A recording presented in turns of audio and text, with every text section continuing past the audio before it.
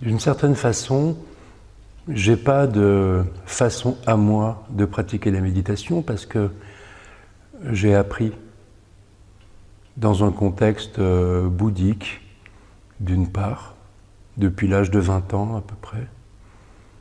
Et d'autre part, je suis venu coller à ça les enseignements du yoga en sanskrit, qui n'ont pas vraiment modifié ce que j'avais appris avant, parce que c'était juste les enseignements bouddhiques. Mais c'est venu compléter, apporter de la nuance, complexifier et solidifier le truc, en fait. Pendant quelques années, je n'étais pas sûr. Et puis à force de pratique et à force de confirmation, à la fois dans la pratique et à la fois dans l'écoute de divers enseignements qui finalement racontent tous la même chose, j'ai fini par sentir que, voilà, en fait, les choses sont très simples. Il suffit de s'asseoir, de rien faire, et de faire conscience, j'allais dire, et de faire confiance au processus tel qu'il se déroule. D'accord, alors... Je suis énervé. Je suis fatigué. Je traverse tout ça et d'autres trucs dans mon heure de pratique. Peu importe finalement. L'essentiel, pour moi, c'est d'être curieux du début à la fin de ce fonctionnement qui est le mien et qui est aussi celui des autres. Et alors, d'abord pour aller vers ce fonctionnement qui est le tien, est-ce qu'on peut résumer ça en quelque sorte à une connexion à son intériorité et qu'on va prendre un temps pour observer ce qui se passe si on se connecte à son intériorité?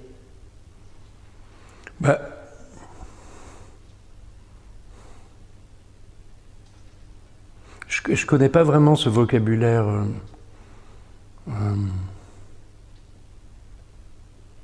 Si tu veux que je te donne plus d'autres formes de définition, je dirais par exemple, est-ce que tu vas te connecter plus à tes ressentis, aussi bien physiques qu'énergétiques, qu'émotionnels, ou que les pensées qui te traversent ou pas? Oui, mais pas trop. C'est-à-dire que tu vas les voir passer et pas t'y attacher. Je fais ce que je peux. Je suis assis, je fais rien, quelque chose émerge, je suis curieux, je regarde ce que c'est et je laisse la chose vivre, mais je ne pars pas fusionner avec. Ça peut être n'importe quoi, une pensée à la con à propos de factures ou de mes relations à mes parents, peu importe. Quelque chose émerge, voilà, je suis avec, mais je ne fusionne pas. Donc la chose vit.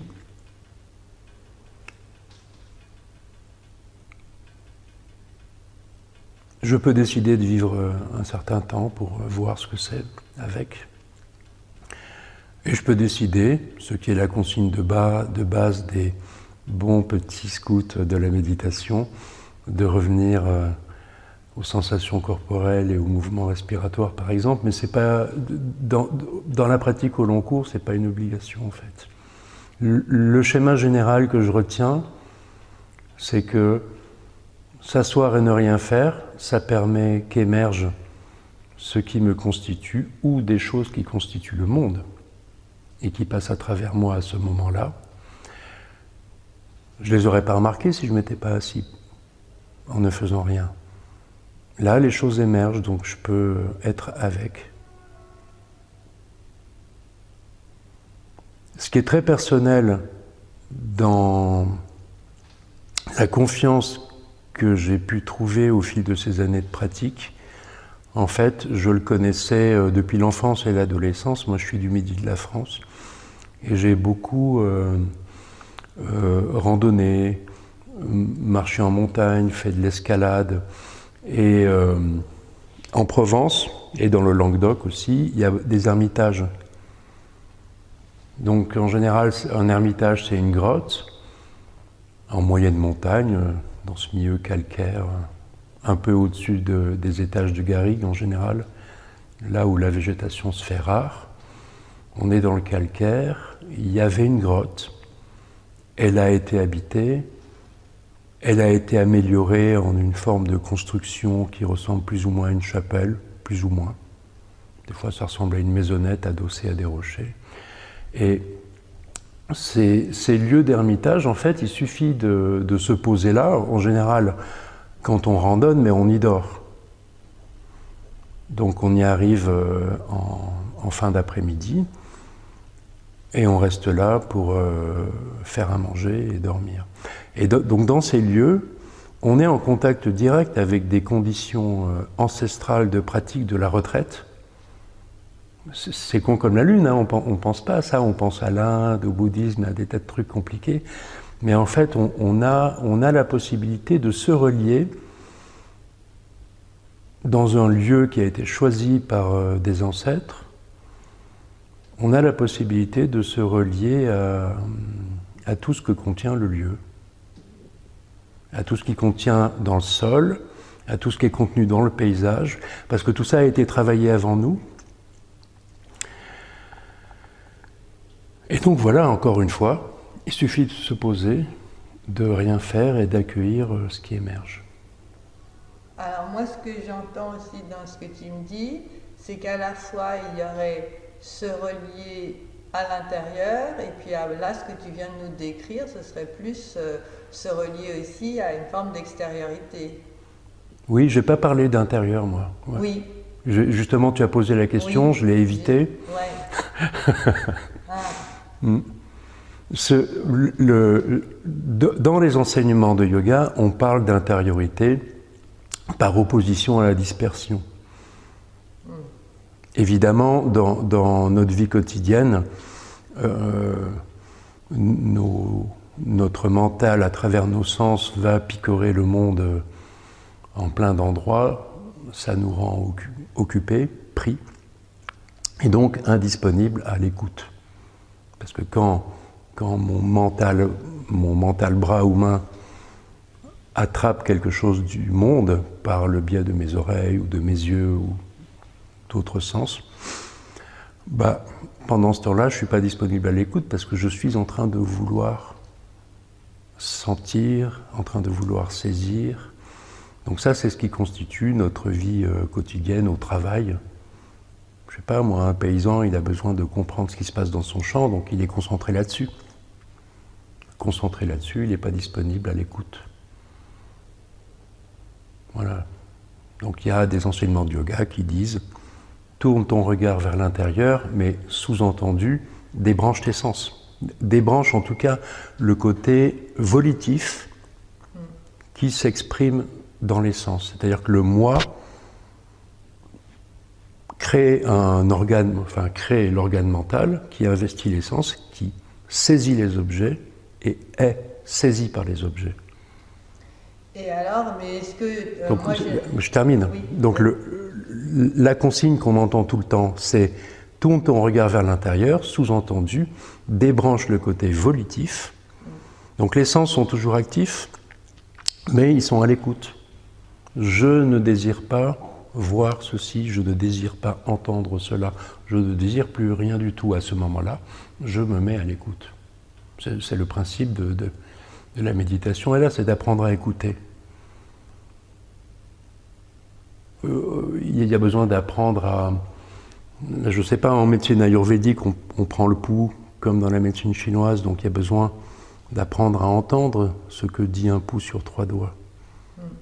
Donc pour ça, il faut bien que les jeunes gens qui se vouent à devenir médecins apprennent à écouter. Ça vient de là, les pratiques méditatives en Inde. En Kundalini Yoga, il y a une méditation qui consiste justement à poser 2 doigts sur son pouls et donc à se laisser, de même qu'on peut proposer le souffle quelquefois, là c'est l'écoute de son propre pouls en fait. Mais ouais, génial. Alors, cette écoute-là, moi, ce qui m'intéresse aussi, c'est que tu puisses partager comment elle s'est transformée pour toi. Est-ce que tu as suffisamment de souvenirs de ce qui t'est arrivé dans les premiers temps où tu as voulu te lancer à écouter de cette façon-là, et comment tu écoutes maintenant? Moi, à la base, je suis un rêveur. Je suis un enfant qui a grandi parmi des adultes, donc un peu à l'écart et un peu à l'écoute. C'est-à-dire que les adultes étaient actifs autour de moi. Donc à la fois, je les observais, je les écoutais, les adultes, parler entre eux. J'ai de très, très bons souvenirs je devais avoir 5 ans, et je participais pas, moi on me foutait dans un coin avec des BD, et les adultes faisaient des groupes de travail psychanalytique. Tu vois, c'était des groupes de thérapie, des thérapies de groupe en psychanalyse, quoi. Bon. Voilà, moi j'étais là. Je trouvais ça bizarre quand même comme truc. Moi j'ai toujours trouvé les adultes bizarres. Bon. Je pense que ça vient de là. Donc voilà, alors un gamin qui est tout seul, il écoute les adultes, mais j'avais aussi un monde perso, certainement issu de je sais pas quoi. Des BD, puis tout ce qu'on... Ouais, je suis un rêveur. Donc ce qu'il a fallu que j'apprenne, c'est à ne pas partir dans mes rêves. Maintenant, là, j'ai passé quelques années à travailler comme journaliste, et donc à prendre beaucoup de transports en commun, des trains et des avions. Voilà, j'ai continué dans les trains et les avions comme quand j'étais enfant, sur la moquette des salles de thérapie de groupe, quoi. Tu me poses dans l'avion, je suis à 8 heures de trajet, je pars dans ma tête et au moment de l'atterrissage, j'atterris aussi, quoi. Donc la pratique de la méditation, pour moi, ça consiste encore à je ne vais pas m'empêcher de partir dans le voyage, si tu veux, ce serait stupide. Je trouve que ce serait... Je ne m'empêche pas de voyager par la pensée, mais c'est vrai que cet espace de méditation qui ne sert qu'à pratiquer tout cela, j'en profite pour devenir plus habile dans la façon de jouer avec l'absence du présent par le voyage et le retour au présent, à l'ici et maintenant, au corps. Je m'amuse même à revenir dans ma tête. C'est marrant parce que dans les pratiques de méditation, on apprend à porter attention, c'est-à-dire à diriger l'organe mental sur les pieds, les jambes, les genoux, etc. Il y a des techniques de scan, je ne pratique pas de technique, mais j'ai vu tout ça. Moi, la seule chose que je pratique vraiment, c'est le cœur et l'intérieur de la tête. Parce que j'ai remarqué qu'à beaucoup voyager, il y aurait peut-être un problème de l'absence de la tête, en ce qui me concerne. C'est-à-dire que je pars plutôt par là ou par le ventre, dans des voyages, des voyages en pensée, quoi, mais qui sont très souvent concrets. Pour te donner un exemple du genre de voyage que ça peut être à propos de l'actualité, je peux très bien aller regarder à partir de bribes d'informations sur des manifestations qu'il y a eu, par exemple. Il y a une bribe d'informations qui m'arrive par la radio, il y a tout ce que je connais de ce que c'est qu'une manifestation, et je peux aller dans l'endroit. Si tu veux, je ne fais pas de la transmission je ne me déplace pas dans l'endroit en vrai, mais je vais quand même dans un lieu où se tissent plein d'informations à propos du sujet. Là, je ne dis pas que je vais dans un vrai lieu pour regarder ce que les gens y font, C'est pas ce que je fais. Je vais dans le lieu du sujet et je tisse ensemble des fils. Et donc, par exemple, ça me permet de penser à ce qui se passe du mouvement social du jour, de la semaine, du mois, de l'année. Parce que j'ai voyagé. Donc il y a une pensée, il y a un monde tissé qui se construit grâce à ces rêveries. Qui ne sont pas vraiment des rêveries, puisqu'il y a des constructions. Alors voilà, la pratique de la méditation consiste a priori à ne pas jouer à ça, ou peu, et à cultiver l'écoute. Mais dans mon assise, j'ai ce processus qui est constitutif de l'humain en général, mais qui est très fort chez moi, ce processus de voyage par la pensée et de construction d'une pensée. C'est normal ce que je décris. Je décris un truc que tout le monde fait. Mais dans ces moments d'assise que, là, depuis plus d'1 an, je pratique vraiment tous les jours. Pendant plusieurs années, je pratiquais moins. Mais auparavant, pendant 3 ans, j'ai pratiqué tous les jours, etc. Donc il y a des moments de grande pratique et d'autres moments où la pratique se dilue parce qu'on est occupé à autre chose dans la vie, quoi. C'est normal. Mais là, depuis plus d'1 an, je pratique vraiment. Donc ce que je fais, c'est...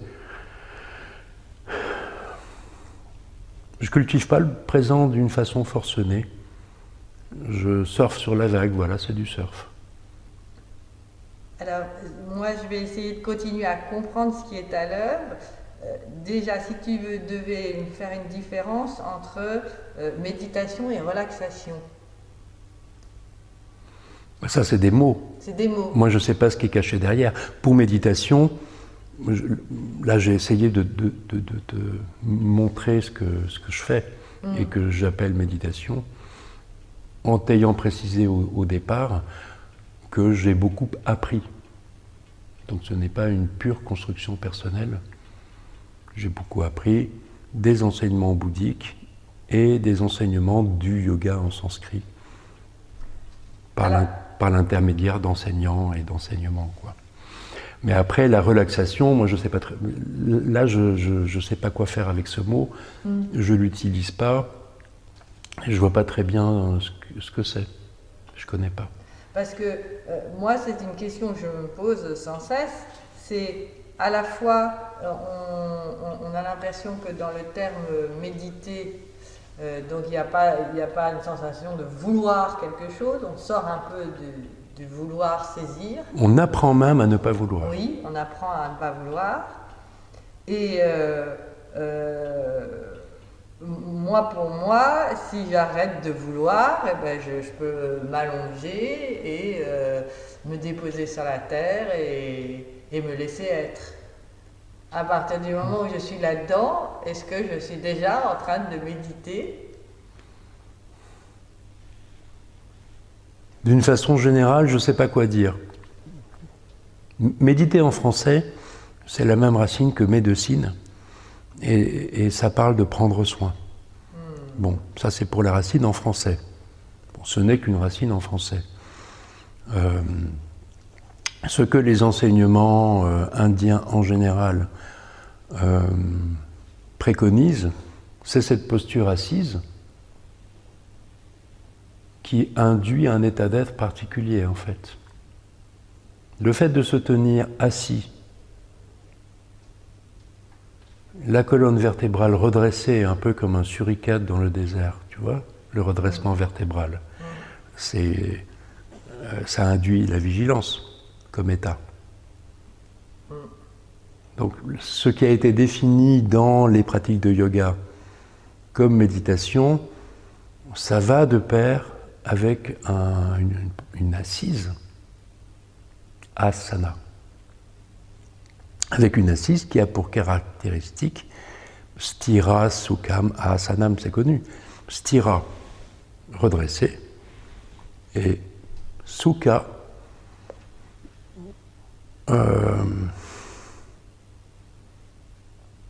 sukha, c'est le firmament, et c'est aussi dans une roue, le trou, qui va accueillir le moyeu.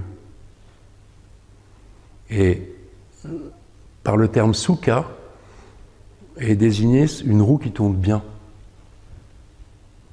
par opposition à dukkha, une roue qui tourne pas bien. C'est ka le moyeu. Ka, c'est firmament et le trou. Sukha, c'est quand ça tourne bien. Dukkha, c'est quand ça tourne pas bien. Donc si tu veux, les enseignements vraiment parlent de cette posture. Une assise, la colonne vertébrale redressée et quelque chose qui tourne bien. Alors le quelque chose qui tourne bien, c'est évidemment le mouvement respiratoire dont il est question, c'est expliqué plus tard dans les enseignements, c'est même la suite. En fait, dans cette assise, deux mouvements antagonistes, expiration et inspiration, se transforment en un mouvement circulaire. Ça, il suffit de pratiquer pour le sentir, quoi.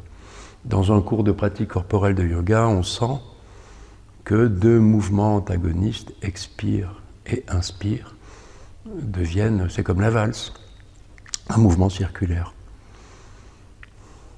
Voilà, donc bon, allongé, c'est plus la même chose, c'est un autre exercice. Alors peut-être qu'on a là déjà qui est une approche. Il y a une approche très connue. Relaxation déjà, et par la posture, et méditation. La relaxation, c'est souvent allongé, et la méditation, déjà, on a une posture qui retourne dans cette verticalité. Ouais, c'est le basique. Alors maintenant, il a été mis en pratique avec tous les trucs de yoga moderne au XXe siècle, le yoga nidra, qui est pour moi une approche de la méditation, c'est-à-dire qu'on s'entraîne allongé sur le dos, à être présent au lieu de partir dans le sommeil. Donc en fait, dans le yoga nidra, il y a un effort de redressement, mais qui n'est pas corporel, il y a une sorte d'effort de présence qui est demandé pour ne pas s'endormir. Et après, il y a cette idée de voyage dont je parle, moi, de façon courante, mais qui est travaillée dans le yoga nidra, qui a été mis au point par Satyananda donc, au XXe siècle, quoi. Mais bon, de toute façon, dans la pratique de méditation, tout ça, il en est question, j'en parlais tout à l'heure, quoi. Alors ça m'évoque le fait que tu parles de yoga nidra. Dans le yoga nidra, il y a une notion de guidance verbale. Est-ce que dans ton approche de la méditation, si j'écoute une guidance verbale, je suis également possiblement en état de méditation? Moi, je ne vais pas parler d'état de méditation. Je vais parler d'état de présence, d'état d'écoute, d'état de vigilance. Une guidance verbale, c'est la voix de l'enseignant. Pour moi, c'est tout dans les catégories d'approche et de pédagogie. Dans l'idée d'apprendre la pratique de la méditation, il y a une question de guidance verbale, oui ou pas. La guidance verbale peut très bien être en dehors de l'espace d'assise.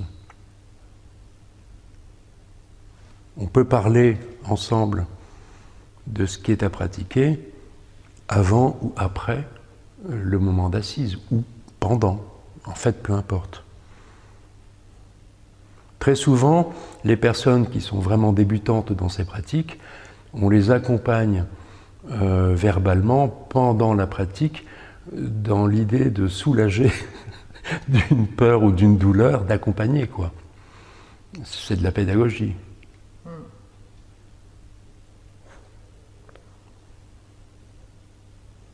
Alors, pour revenir à ma question qui était, entre quand tu as commencé à méditer et maintenant, qu'est-ce que tu as observé comme différence, transformation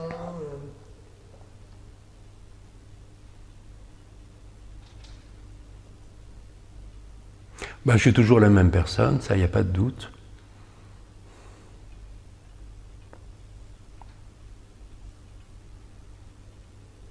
C'est-à-dire que le tissage le puissant tissage d'événements dont certains font même pas partie de ma vie. Hein.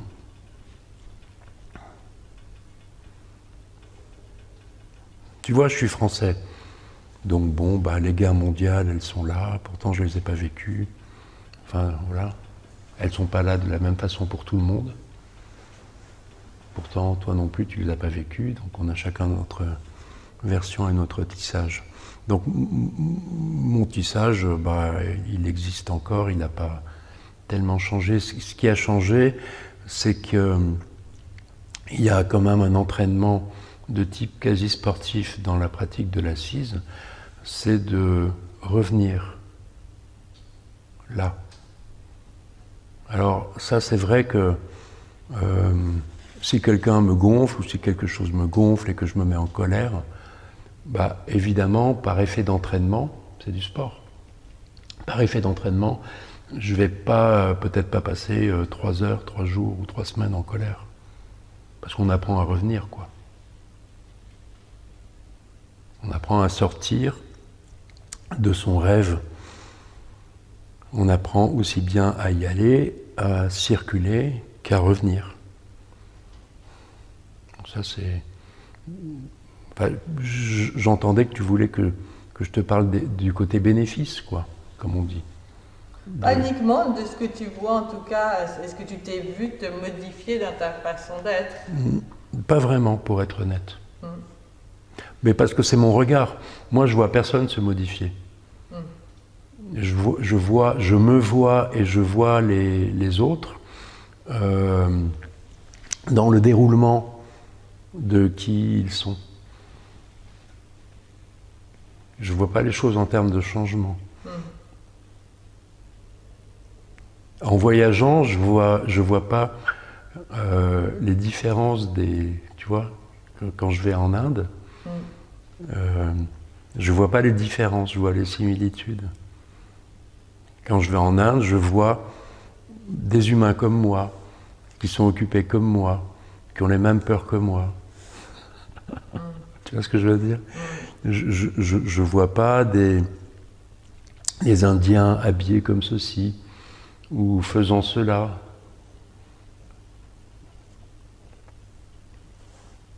Et comme j'ai pas mal voyagé en petits groupes, et une équipe de reportage, c'est 2 ou 3 personnes, bah, j'ai souvent trouvé ça marrant au retour des voyages, de comparer nos points de vue, nos sentiments.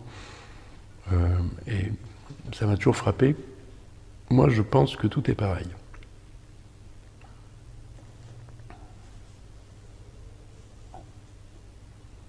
Quand je vois quelqu'un qui a l'air triste, je me demande s'il n'a pas une peine de cœur. Un truc comme ça. J'ai jamais de considération sur les Indiens sont comme ci, les Chinois sont comme ça. Ça fait pas partie de mes relations aux choses, quoi. Moi, je suis tout de suite avec l'humain. Donc l'humain, c'est un alter ego, quoi.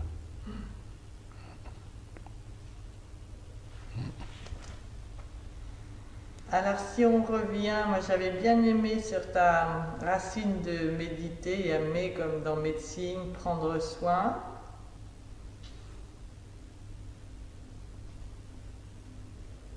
Si je résume ce que j'ai écouté, c'était il y a un état de présence, un état d'écoute, un état de vigilance.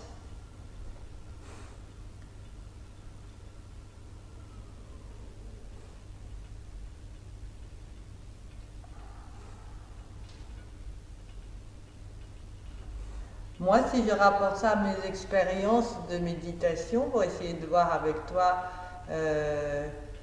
comment ça peut... je suis aperçue que, par exemple, il y a un état qui vient assez naturellement si on fait des transitions très fortes entre beaucoup de mouvements et l'immobilité. Et que donc c'est beaucoup plus facile si on a une période où on s'agite physiquement dans tous les sens, et tout d'un coup, une fois qu'on s'est bien agité, tout d'un coup on se pose, une fois qu'on a aussi bien respiré, fait des tas de choses, chanté et autres, on se pose et ça ouvre beaucoup plus facilement sur comme une espèce d'autre espace intérieur. Est-ce que c'est quelque chose... et c'est pour ça que moi je proposerais toujours de la méditation plutôt comme ça. C'est-à-dire après s'être bien secoué dans tous les sens, tout d'un coup, enfin on se dépose, on se pose et quelque chose émerge. Ah oui, tout à fait. On voit par contraste. Tout ce qu'on peut percevoir, c'est grâce au contraste. Ça vaut pour les couleurs. Tout ce qu'on perçoit du monde, c'est par opposition, en fait. Alors, dans l'exemple que je te donnais tout à l'heure, dans mon expérience, il y a ces ermitages de la Provence. Bon, ben, il y a une journée de marche, voire plusieurs, et pam, il y a une qualité de dépôt, une qualité de présence au crépuscule dans un paysage, parce qu'il y a eu l'effort avant, quoi.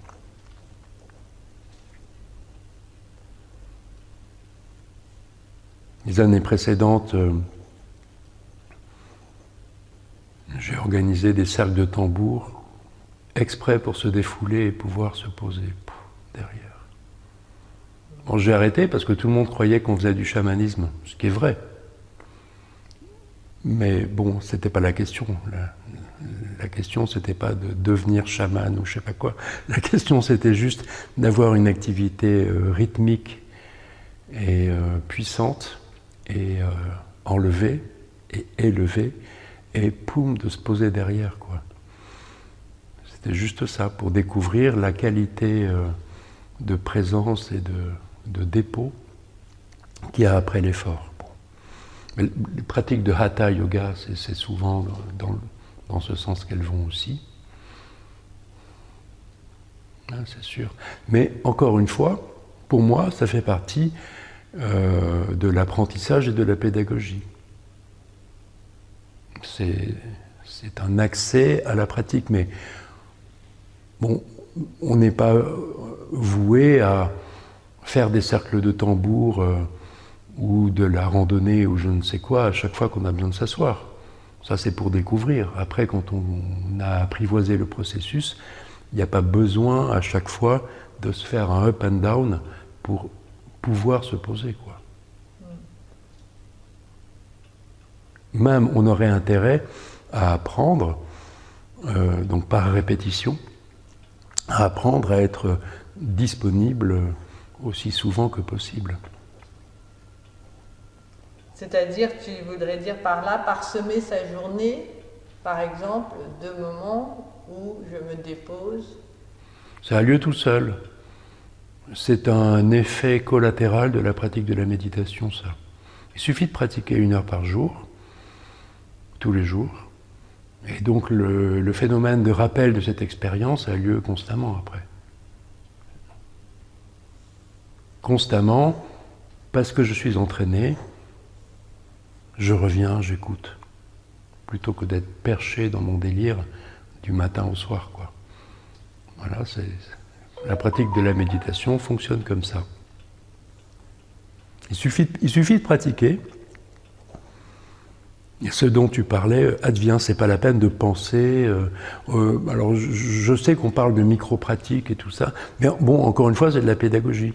On parle de micro-pratique à des personnes qui n'ont pas encore pratiqué, pour essayer de leur dire c'est pas grave, n'aie pas peur, parce que la pratique c'est difficile de s'asseoir 1 heure tout seul. C'est assez facile en groupe, mais c'est difficile tout seul. Ça reste quelque chose de difficile. Et même quand on apprend à se poser et à aimer ça, bon ben se poser c'est 3 minutes. Il en reste 57. C'est difficile. Et justement, dans ces 57 minutes, est-ce que tu peux nous partager si tu passes par différents états ensuite. Je passe par tous les états. Par tous les états. Puisque je suis là, je suis pensant. Je suis pensant. Je me prends tout dans la gueule. Alors, j'essaye de tout me prendre dans la gueule. C'est-à-dire que j'essaye de ne pas me construire un faux self. J'essaye de ne pas me fabriquer un sourire en papier avec l'élastique qui passe derrière les oreilles. On pourrait avoir tendance à faire ça pour les autres, mais on est encore plus capable de le faire pour soi.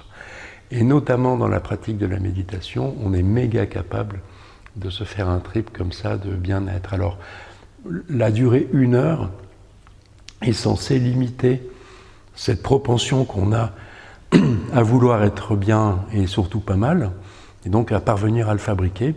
Bon, bah pour 1 heure, c'est vrai que c'est difficile, mais malheureusement, on peut encore y parvenir, et donc arriver à foutre sous le tapis, toujours, qui je suis, ce que je pense, comment est ma relation au monde. Alors que pour moi, le sens de la pratique, c'est de laisser émerger qui je suis, le monde, ma relation au monde, et à voir ce que je peux faire avec, plutôt que de le foutre sous le tapis.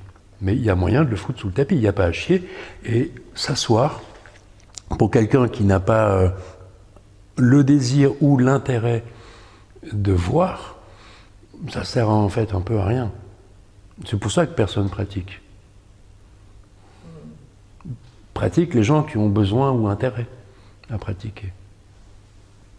Donc souvent ce sont des gens un peu cabossés, qui ont intérêt à changer de paradigme, ou de gros curieux cabossés.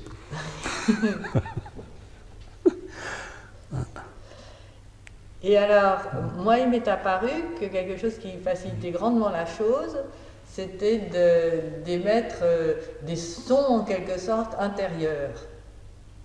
Alors, est-ce que parce que j'émets un son intérieur, on peut considérer que je suis encore en méditation ou je fais autre chose? Ça, c'est une action. Parce qu'il y a une action. Et c'est comme si j'émettais mon son et que donc, du coup, je me concentre sur bien l'écouter et que ça me facilite la chose. Oui. Voilà, que c'est comme tu dis. Est-ce que tu vas le faire 1 heure? Ah oui, moi je peux le faire 1 heure, oui. Mais c'est, au bout d'un moment, ça va s'éteindre, progressivement. Je pense. Ouais.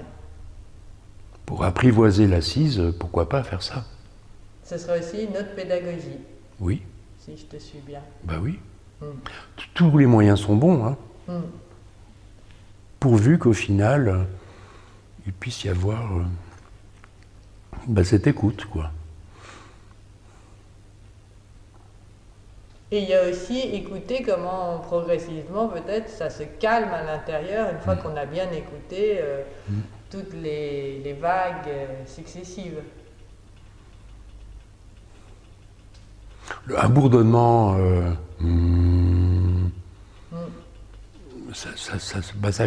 ça va calmer quelque chose. Mais à la limite, mieux qu'une musique extérieure. Ça dépend des gens. La plupart des personnes, quand elles se lèvent le matin, mettent la radio ou la télé pour ne pas entrer en relation avec leur monde intérieur, quoi, leur monde, intérieur, encore une fois, leur monde de pensée, qui est souvent beaucoup plus extérieur qu'intérieur. Donc à partir de là, tout est possible. Alors, est-ce que dans ce cas-là, si j'entends, finalement, quand on va méditer, on sera plus à même d'entrer en écoute sans avoir besoin de se divertir ou de s'en distancer de son monde intérieur quand on se lève, et en meilleure acceptation? Dans ce que je disais tout à l'heure, en fait, je réagissais à l'idée de se calmer. Oui, mais moi ce que je voulais dire, c'est à quoi bon se calmer? Pourquoi faire? Ah parce qu'il me semble que, mais ça, si ça n'engage que moi, que moi, mon monde de pensée intérieure, il est tellement puissant et tellement musclé est tellement entraîné que pour à un moment lui faire lâcher la muscu, là, il faut que je trouve des biais et que le son en est un. Oui. Voilà, mais la question c'est d'entrer en rapport et de laisser être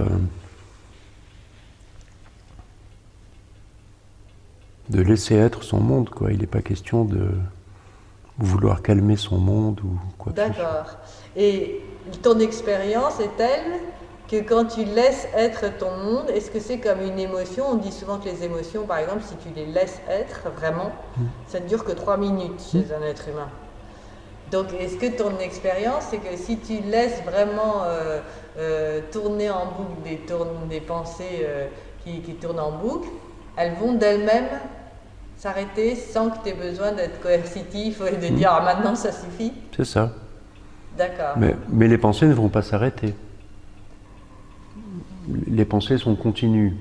Mais par contre, c'est la relation qui change.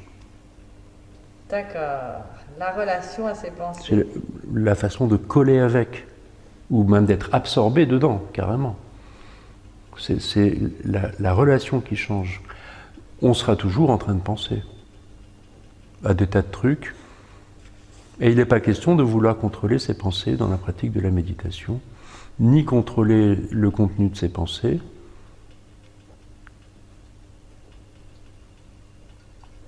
ni ne plus vouloir en avoir.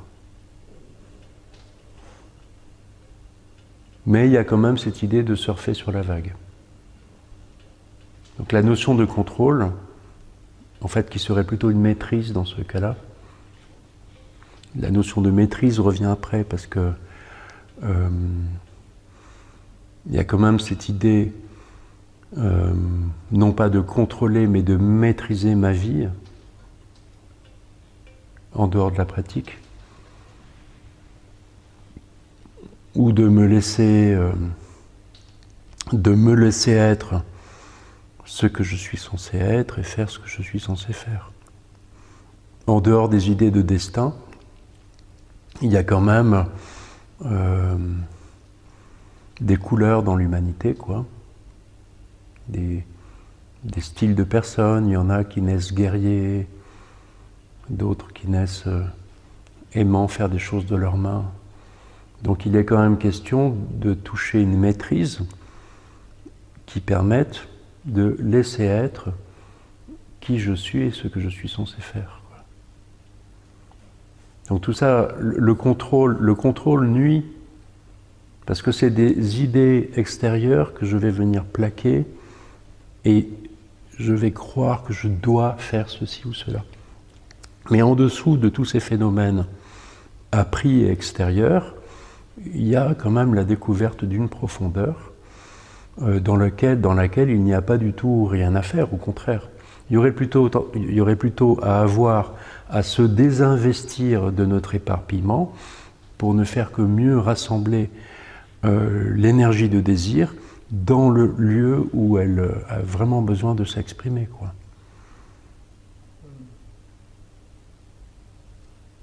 Et alors, il y a des pratiques comme Vipassana, par exemple, en méditation, où là, on est parti pour des journées entières. Ça, c'est une approche encore. C'est encore une approche. Et excellente. 10 jours. 10 jours. Excellent. Bon, après, personnellement, je n'ai pas... je ne suis pas rentré en amour avec les bandes vidéo de Goenka, mais je suis reconnaissant du processus qui est offert comme ça. Oh, il y a un don de cette organisation. Alors, est-ce que tu peux nous dire qu'est-ce que c'est que les bandes vidéo de Goenka que tu viens d'évoquer là? Ce qu'on appelle la méditation vipassana en général, c'est une école qu'un maître du XXe siècle, Goenka, il a pris un mot, c'est du pali je crois, mais qui veut dire les idées claires, la vision claire. Vipassana. C'est d'ailleurs shamatha vipassana. Dans les enseignements bouddhiques, c'est se poser, et du fait de s'être posé, un effondrement de nos préoccupations, et enfin, on peut voir. Il vient de là le mot vipassana. Mais quand on parle de la méditation vipassana, en fait, on parle de l'école de Goenka, qui offre ces 10 jours de retraite intensive, qui est une excellente approche. Bien que je n'ai pas adhéré aux bandes vidéo qui sont projetées aux élèves, quoi, du maître qui est décédé. En fait, on apprend tout. Ces bandes vidéo. Oui, on apprend tout par des bandes vidéo. D'accord. Et c'est 10 jours en silence, les repas sont pris en silence. Une pratique intense de 10 jours qui donne un bloc expérientiel significatif. Et toi, tu as pu voir les banques vidéo sans aller faire la pratique? Non, j'ai été faire la pratique de 10 jours. Ah, voilà, d'accord. Là, en Bourgogne. Mm-hmm. Il suffit de s'inscrire sur un site internet. Et alors, est-ce que tu peux nous partager un peu, par exemple, ce qui t'est arrivé dans les premiers jours et puis C'était il y a longtemps. C'était loin. Moi, j'ai eu mal. Physiquement? Oui, c'est le souvenir qui émerge.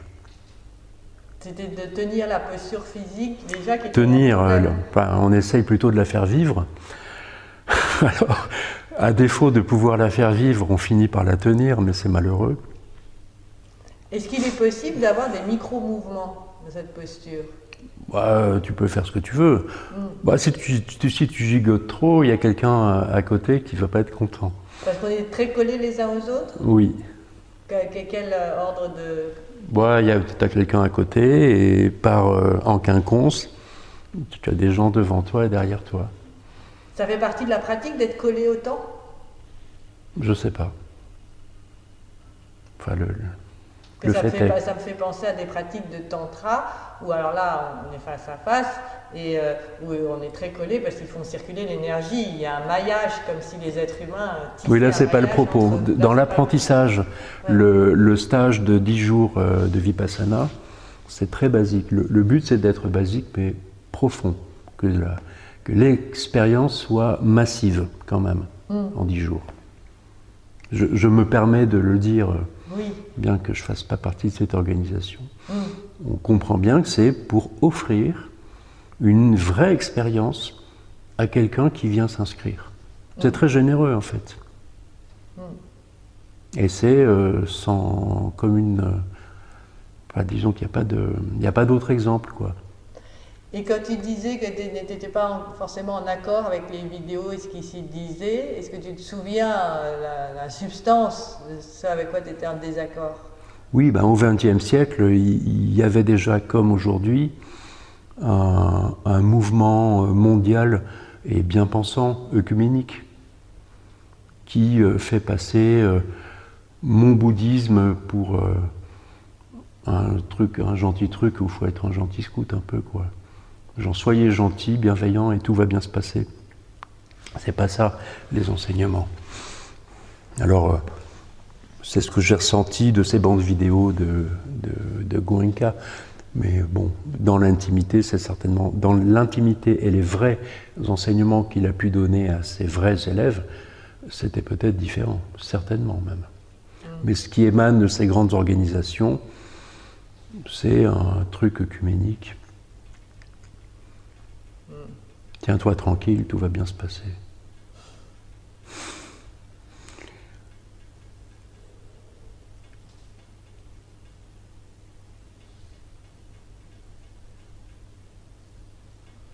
Comme si toutes les religions et tous les enseignements disaient la même chose et ça. Ce qui est pas faux, mais pas vrai. C'est-à-dire le rapport entre se tenir tranquille et écouter convenablement. Dès lors qu'on s'adresse à des masses, ça peut pas être sur le même mode que de cœur à cœur. C'est pas possible.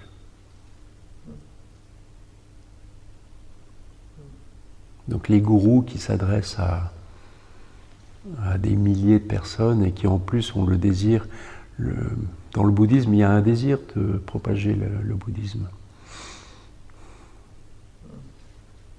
Dans le christianisme aussi, dans l'islam aussi. Oui, il y a un prosélytisme. Il y a un prosélytisme qui s'exprime lorsqu'on s'adresse à des foules, ce qui n'empêche pas qu'il y ait une profondeur dans d'autres lieux. Mais dans les lieux où on s'adresse à des foules, il y a un prosélytisme. Moi, évidemment, je ne suis pas là-dedans. Voilà.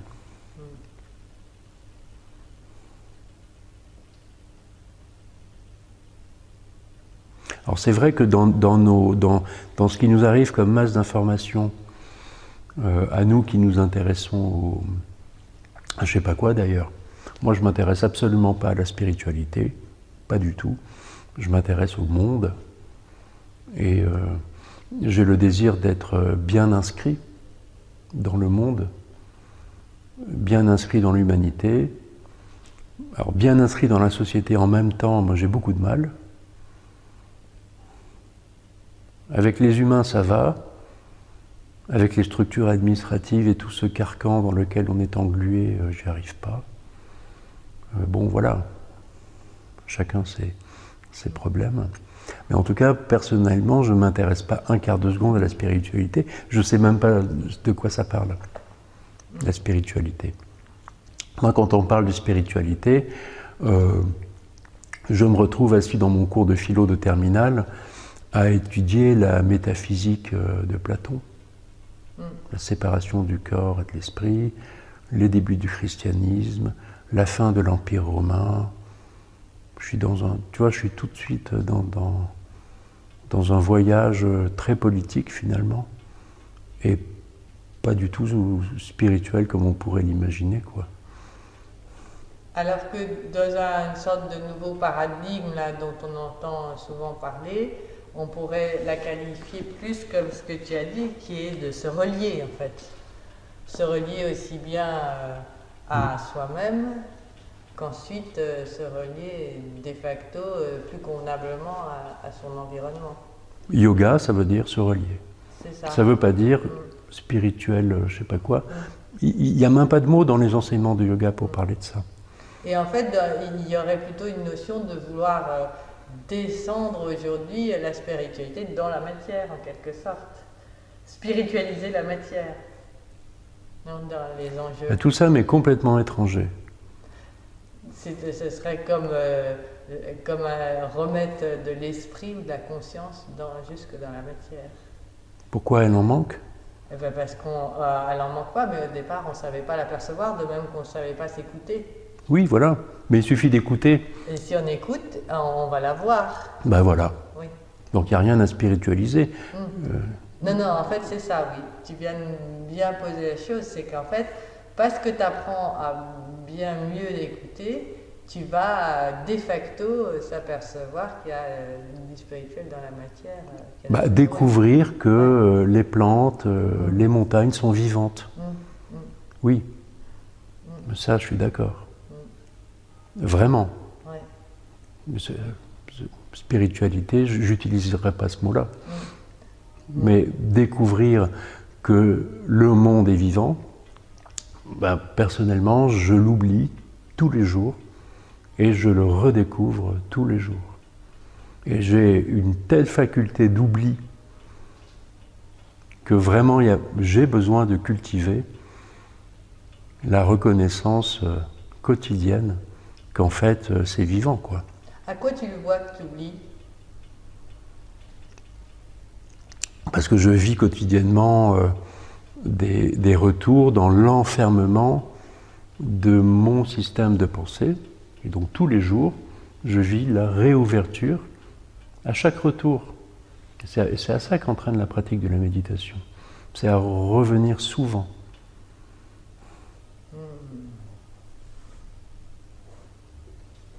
Tous les jours, je redécouvre que le monde est vivant et tous les jours, j'oublie que le monde est vivant parce que je m'enferme dans mon système.